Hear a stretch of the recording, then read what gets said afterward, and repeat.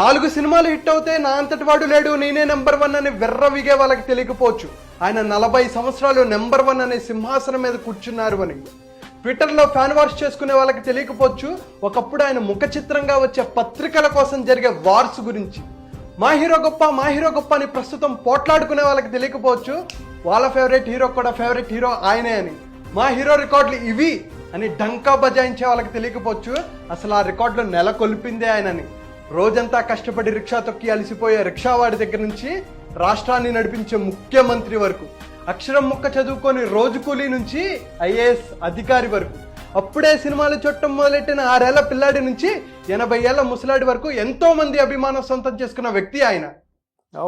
అంతెందుకండి, ఆయనతో సినిమా చేస్తే నా లైఫ్ సెట్ అయిపోతుంది అని ఆలోచించే డైరెక్టర్లు ఎంతమంది, తనతో సినిమా నిర్మిస్తే నేను కూడా చరిత్రలోకి ఎక్కేస్తానని వెంపర్లాడే ప్రొడ్యూసర్లు ఎంతమంది, తన పక్కన నటిస్తే చాలు నేను కూడా అగ్ర హీరోయిన్ల స్థాయిలోకి వెళ్ళిపోతానని తహతహలాడే హీరోయిన్లు ఎంతమంది, ఆయన సినిమాకి డిస్ట్రిబ్యూషన్ చేస్తే దిమ్మ తిరిగిపోయే లాభాలను పొందొచ్చని ఆశపడే డిస్ట్రిబ్యూటర్లు ఎంతమంది.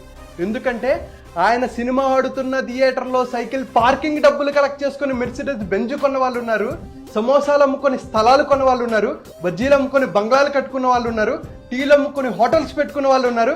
ఇంకా చెప్పాలి అంటే ఆయన సినిమాకి బ్లాక్లో టికెట్లు అమ్ముకొని పిల్లల్ని చదివించి పెళ్లిళ్ళు చేసిన వాళ్ళు ఇంకెంతో మంది ఉన్నారు. ఎందుకంటే ఆయన తెలుగు సినిమా రూపురేఖలనే మార్చేశారు. కొత్త తరం ఫైట్ మాస్టర్స్కి ఆయన ఎనర్జీకి తగ్గట్టు ఫైట్లు కంపోజ్ చేయడం ఒక ఛాలెంజ్, కొరియోగ్రఫర్స్కి ఆయన స్టైల్కి తగ్గట్టు ఆయన గ్రేస్కి తగ్గట్టు డ్యాన్సులు కంపోజ్ చేయడం ఒక ఛాలెంజ్, మ్యూజిక్ డైరెక్టర్కి ఆయన డ్యాన్సులకి తగ్గట్టు మ్యూజిక్ కంపోజ్ చేయడం ఒక ఛాలెంజ్. తనతో పాటు 24 క్రాఫ్ట్స్ని పరిగెత్తించేలా చేసిన సినీ యోధ కంప్యూటర్ గ్రాఫిక్స్లు, రోప్ వర్క్లు, మోకాలకి నీ క్యాప్లు లేనప్పుడే ప్రజలను ఉర్రూతలుగించి తెలుగు సిల్వర్ స్క్రీన్ దుమ్ము దులిపి రఫ్ఫాడించి బాక్సులు బద్దలు కొట్టిన వ్యక్తి, తనని తానే చెక్కుకున్న అద్భుత అపూర్వ అసామాన్య అద్వితీయ శిల్పం.